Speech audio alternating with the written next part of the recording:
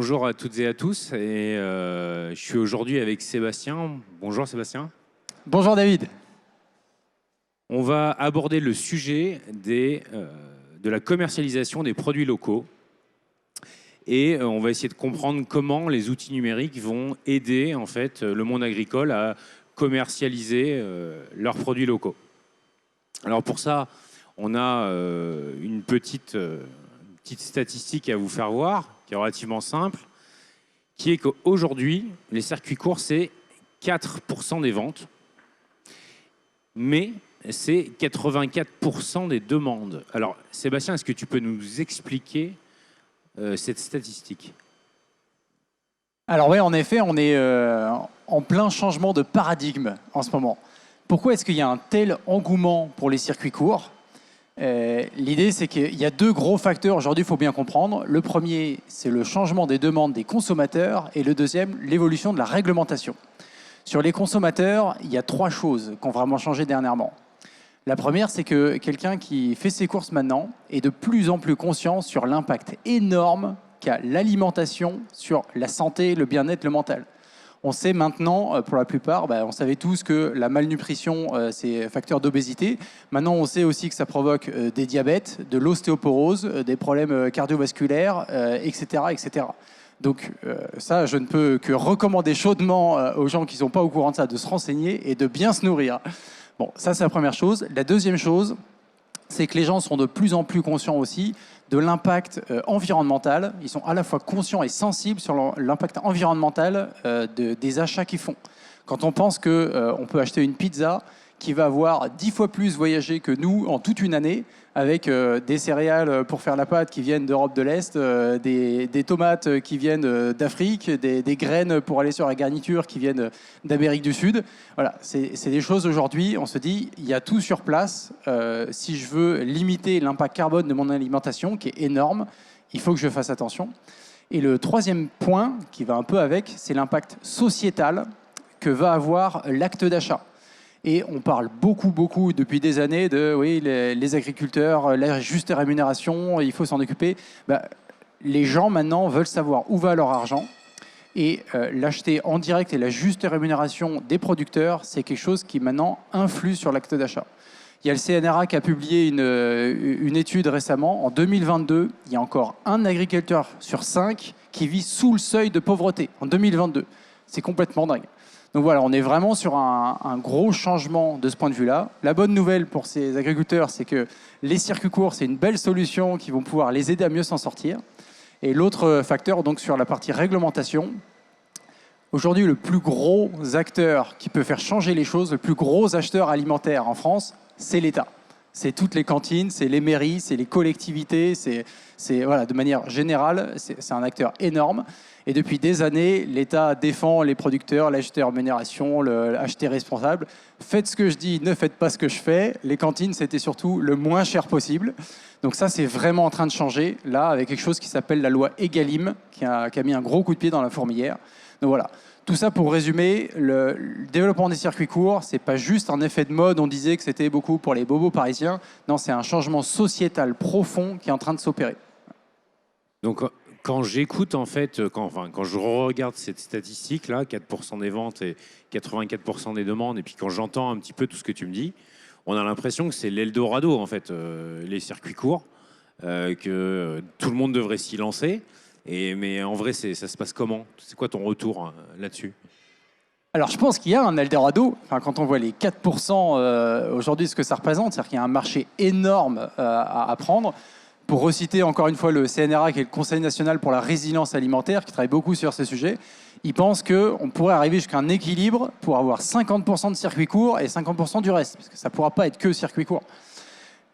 Donc il y a beaucoup à faire. N'empêche qu'il faut reconnaître qu'aujourd'hui, on sort du Covid. Le Covid, c'était du n'importe quoi. N'importe quel producteur posait des carottes sur le trottoir devant chez lui, les gens se les arrachaient. Bon, ça compte pas. Là, avec la crise, les choses sont revenues à la normale. Et il y a des gens qui sont lancés en direct et pour qui ça marche pas du tout. Et pourtant, il y en a d'autres pour qui ça cartonne. Et on les connaît. Moi, j'ai plein de superbes exemples. La différence entre les deux, c'est que voilà, il faut pas faire ça n'importe comment. Il faut aussi, c'est gérer un business derrière, c'est gérer des ventes. Donc, il faut le structurer. Voilà. Ok, alors ce que je te propose, c'est que pour expliquer un petit peu plus à nos auditeurs comment ça se passe, on va prendre des cas d'usage. On va afficher un petit peu ta solution et ce que tu fais après. Euh, on va prendre un premier exemple qui est assez commun, qui est le cas du maraîchage. Donc en fait, imaginons, moi je suis maraîcher dans une petite commune, pas très loin d'une ville moyenne, il y a des cantines autour, je fais des salades, des courgettes, etc. J'aimerais vendre mes produits localement. Je ne l'ai jamais fait. J'ai un circuit de commercialisation historique via des grossistes, par exemple. Comment je m'y prends et quelles solutions j'ai? Alors déjà, il va falloir structurer ce qu'on veut proposer, parce qu'on va pouvoir aller faire le tour des cantines, des producteurs, des épiceries, des restaurateurs qui sont très demandeurs, hein. On l'a vu, les chiffres aujourd'hui, c'est pareil partout. Nous, ceux qui nous disent qu'ils se lancent en circuit court et qui proposent leurs produits autour de chez eux, à condition qu'ils soient évidemment de qualité, ils ont une demande qui est au rendez-vous. Maintenant, ce qui se passe aujourd'hui dans beaucoup de cas, ton maraîcher, il va faire un petit listing de ses produits sur papier, sur un Excel, pour dire bah, voilà ce que j'ai comme produit. Il va l'envoyer par mail à ses clients qui sont intéressés. Et un maraîcher, il a potentiellement ses tarifs qui évoluent toutes les semaines. Donc, toutes les semaines, il va renvoyer son mail et il va recevoir des commandes par mail, par texto, par WhatsApp, par des appels. Il y en a qui va traiter, il y en a qui vont passer à la trappe. Il ne va pas y avoir de suivi des commandes. Les clients vont se plaindre et rapidement, voilà, ça peut mal se passer. Donc l'idée, et c'est là la bonne pratique, quand je te dis bien gérer, donc aujourd'hui on a lancé, nous pour parler un peu plus précisément ce qu'on fait, un outil qui s'appelle Leasy. Donc voilà, c'est ce qu'on voit sur l'écran. L'idée c'est d'avoir un outil qui va résoudre tous ces problèmes-là, qu'on peut mettre en place en 20 minutes, hyper simple à prendre en main et gratuit. Bon. Moi, tu vas me dire, t'es grand, tu ne crois plus au Père Noël, qu'est-ce qui se passe? En fait, l'idée, c'est d'avoir un outil extrêmement simple, donc aussi simple qu'une boîte mail. On n'est pas sur un outil de gestion développé, d'où la mise en place très rapide, et qui a été subventionné par la région Pays de Loire, parce qu'on vient de Nantes, et la région est très engagée sur les sujets de développement des circuits courts alimentaires. Et donc, ça, c'est vraiment à disposition, et ça permet d'avoir la base. La base, c'est quoi? Avoir un catalogue produit défini et qu'on tient à jour. Voilà. Donc on a un espace en ligne sur lequel on peut importer son catalogue et le tenir à jour très facilement, cocher, décocher les produits qu'on a à dispo ou pas, et le partager à ses clients, non pas en se rendant visible partout sur Internet, mais en donnant accès à ses clients en privé, dans un cercle privé, donc vraiment comme une boîte mail. Et le client, au lieu d'envoyer des mails, des WhatsApp, etc., il va accéder au catalogue, dire ce qu'il veut en termes de quantité, envoyer sa commande, et Leasy va générer automatiquement le bon de commande pour le client, le bon de livraison à la validation. Les deux vont avoir le suivi en temps réel, vont avoir l'historique de toutes leurs commandes et dispositions, et donc vont pouvoir comme ça avoir une gestion propre et saine, un suivi qui est professionnel que le maraîcher va pouvoir proposer à ses clients. Donc, si je fais le résumé un petit peu dans notre cas d'usage, là, je suis maraîcher. Finalement, je vais anticiper en créant mon compte sur Leasy.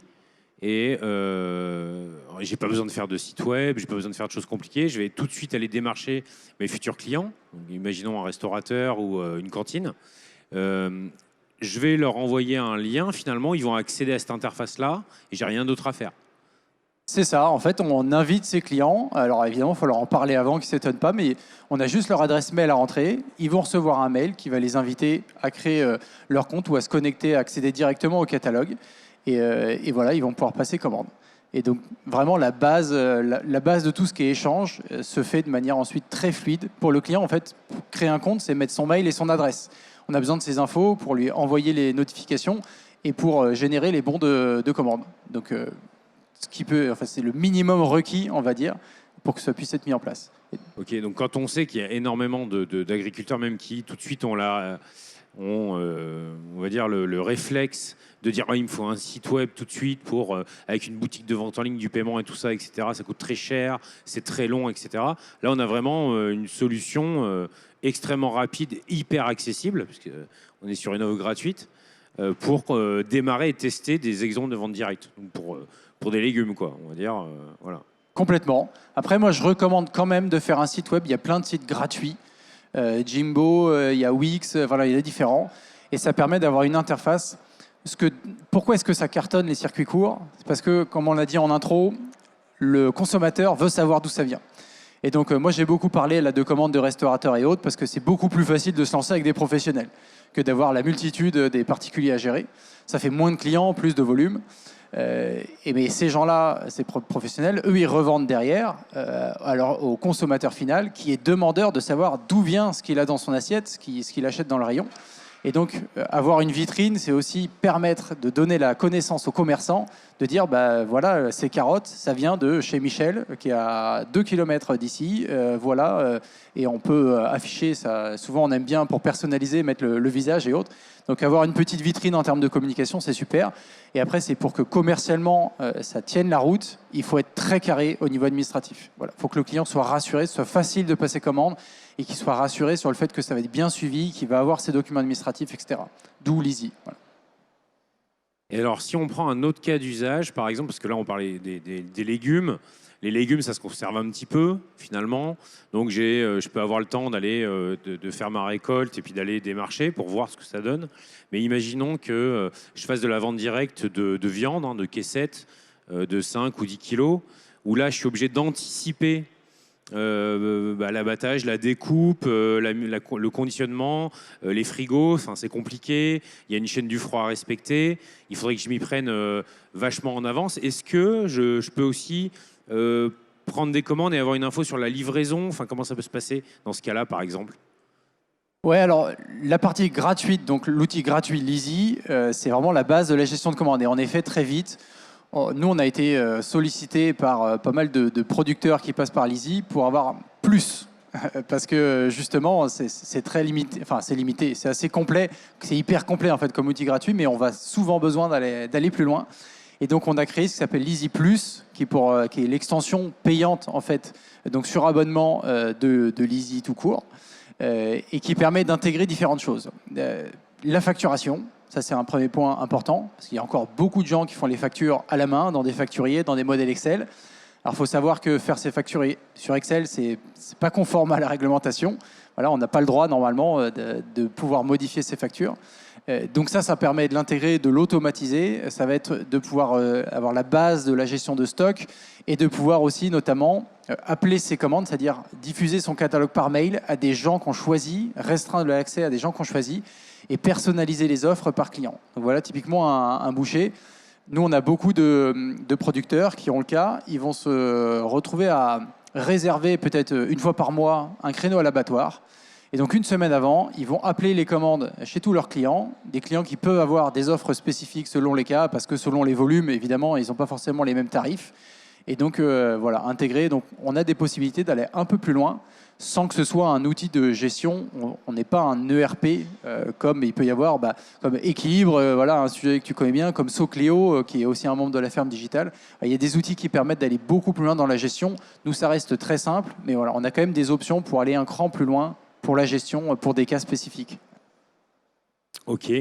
J'ai un dernier exemple que je connais un peu, qui est un cas un peu atypique, qui est de la vente, par exemple, de fleurs. Donc, il y a plein de, comme tu sais, tu as plein de fermes qui se diversifient, qui ouvrent des filières et qui font des ventes de produits qu'on n'avait pas l'habitude de voir historiquement. Hein.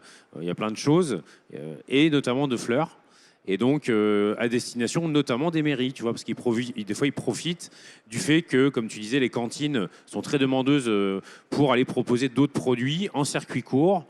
Est-ce que dans cet outil-là, je peux gérer aussi des produits comme les fleurs qui n'ont rien à voir avec l'alimentaire, par exemple? Alors complètement, puisque Leasy, finalement, c'est un outil qui permet de partager un catalogue produit et de le diffuser à ses clients et de gérer les ventes qui vont avec, d'avoir le suivi, l'historique. Et ça, finalement, ça marche pour beaucoup plus que l'alimentaire. En fait, nous, il y a des acheteurs professionnels sur Leasy, typiquement des épiceries, qui ont commencé à utiliser Leasy avec des maraîchers et qui ont trouvé ça très pratique et ont demandé à leurs autres fournisseurs de se mettre dessus. Pour eux, on a juste besoin de leur catalogue produit qu'on importe. Et donc, on a des vendeurs alors des fleurs, je crois qu'on n'en a pas encore, ça viendra peut-être, mais on a des vendeurs de lessive, de savon, d'huiles essentielles, de couverts, d'ustensiles. Donc, le projet qu'on porte, c'est le développement des circuits courts alimentaires. Mais en effet, ça peut s'ouvrir à des horizons plus larges. En fait, même pour aller un cran plus loin, là, j'ai présenté ce qu'était Leasy aujourd'hui, c'est ce qu'on voit là. Pour aller un cran plus loin, le projet d'entreprise derrière, c'est de créer ce qu'on appelle un channel manager dans le jargon. C'est quoi un channel manager? L'idée, c'est de dire, quand on veut se lancer dans la vente directe, on se retrouve rapidement à devoir gérer le sujet des multitudes, des canaux de communication.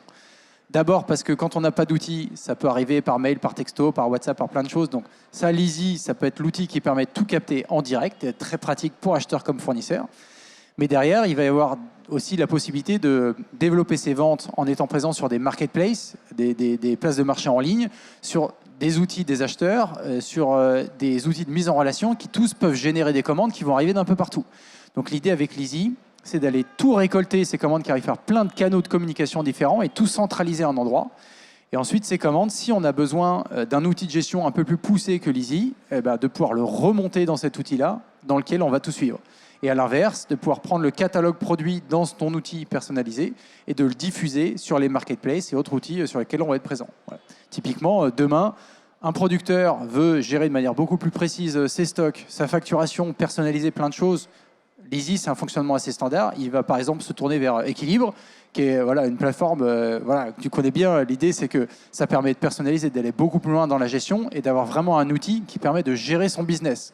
Et ça, j'ai envie de dire, le deuxième conseil, une fois qu'on a géré la relation client, c'est indispensable d'aller chercher des outils. Voilà, ce qu'on voit à l'écran, c'est un encouragement à aller vers ça. C'est de mettre en place des outils pour vraiment structurer sa démarche. C'est ça qui fait la différence aujourd'hui entre ceux qui cartonnent dans la vente en circuit court parce qu'ils ont valorisé leur travail, voilà, ils ont optimisé les revenus, parce que quand on vend en direct, forcément, ça va tout de suite dans notre poche, et ils se sont libérés de l'administratif. C'est cette troisième partie la plus importante, c'est que quand on se lance dans la vente directe, on peut vite être noyé dans la gestion que ça génère derrière, et quand on est bien outillé, ça permet de le faire de manière très fluide. Donc voilà, le projet l'Easy à plus long terme, c'est de permettre de connecter en fait les différents outils qui seront de toute façon multiples au bout d'un moment, au bout d'une certaine échelle, pour que ne pas passer son temps à ressaisir à chaque endroit, faire le lien avec le comptable pour lui envoyer les données pour la compta, faire le lien avec l'ERP pour la gestion, le lien avec les marketplaces pour diffuser son offre, etc. Voilà. Donc en fait, ça m'a l'air pas mal parce que c'est une vraie solution de démarrage simple, accessible pour toutes les personnes qui veulent se lancer en vente directe. Et en plus, ça permet de collaborer puisque si on a des voisins qui font pas les mêmes produits, finalement, on voit que les agriculteurs ils vont pouvoir aller chasser ensemble une collectivité, un restaurateur, une épicerie, par exemple. Et ils ont tous tout à y gagner finalement puisque ça va augmenter l'ensemble des produits disponibles localement. Ça va répertorier tout ça et ça leur demande pas beaucoup d'efforts finalement. Parce que il n'y a pas besoin de formation. On voit qu'il y a un écran, il y a le catalogue produit à gérer. Donc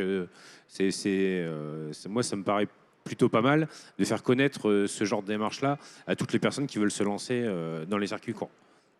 Complètement. Sachant que finalement, si on résume 2 points aujourd'hui, il y a 2 points vraiment de vigilance à avoir quand on se lance en circuit court. En fait, les 2 gros freins aujourd'hui au développement de ça et qu'on crée la naissance de notre projet. Le premier, c'est, on en a largement parlé, la lourdeur administrative que ça peut générer si c'est mal fait. Voilà, il y a des solutions, vous avez vu aujourd'hui, qui permettent de résoudre ça très facilement.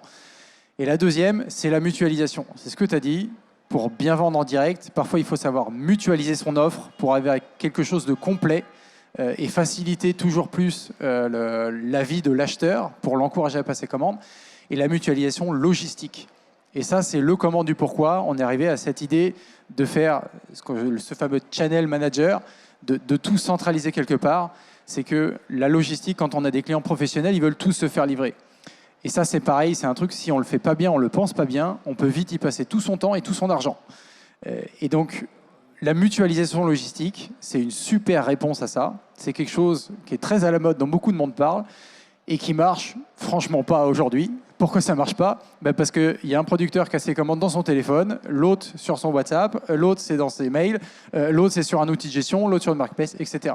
Et d'où l'idée de tout centraliser quelque part pour permettre de mutualiser et les livraisons et potentiellement l'offre qu'on va proposer à ses clients. Voilà. Ok, j'aime bien ce terme, la mutualisation. Je pense qu'on va finir sur ce mot-là, qui me paraît assez avec beaucoup de sens. En tout cas, merci beaucoup Sébastien. Merci beaucoup. Et voilà, lancez-vous dans la vente directe, achat comme vente. C'est en tout cas un marché plein d'avenir.